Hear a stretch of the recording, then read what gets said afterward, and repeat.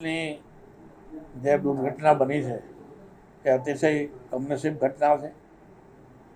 અનેક લોકોએ પોતાના આત્મીયજનો સ્વજનો ગુમાવ્યા છે. એના પ્રત્યે મારી દિલસોજી પાઠવું છું અને આવી દુર્ઘટના ફરીથી ન બને એના માટે સરકાર સતર્ક થઈ છે. સતર્ક થઈને એક ઉચ્ચ કક્ષાની સીટની રચના પણ કરી દીધી છે અને મારી દ્રષ્ટિએ આજે સીટ જે પ્રકારે કાર્યવાહી કરી રહી છે, જે પ્રકારે એક્શન લઈ રહી છે એ યોગ્ય દિશામાં છે અને આવતા દિવસોમાં જે કોઈ એમાં આવશે એને સરકાર પણ છોડશે નહીં એવા મક્કમ નિર્ધાર સાથે આ સીટની રચના થઈ છે ને સીટ એ રીતે કામ કરી રહી છે.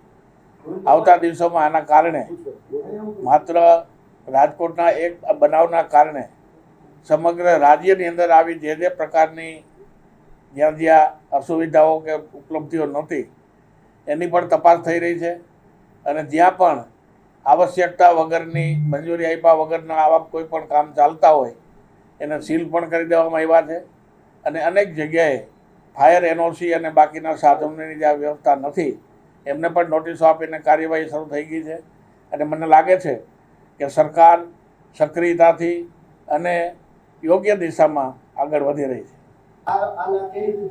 કોઈ પણ જગ્યાએ મારી ગેરરીતિમાં કોઈ જગ્યાએ નામ આવશે તો ગોવિંદ પટેલ તેદી નહીં હોય.